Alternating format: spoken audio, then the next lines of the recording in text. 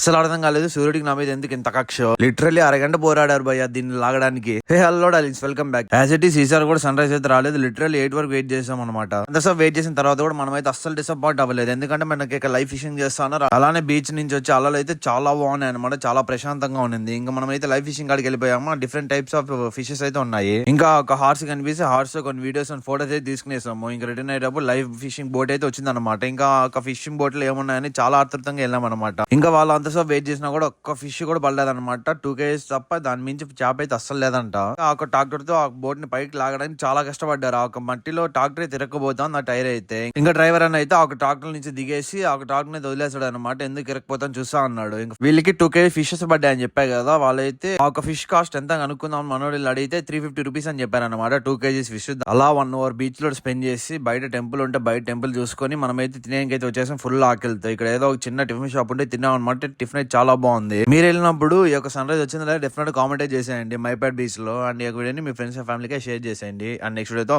మళ్ళీ కలుద్దాం.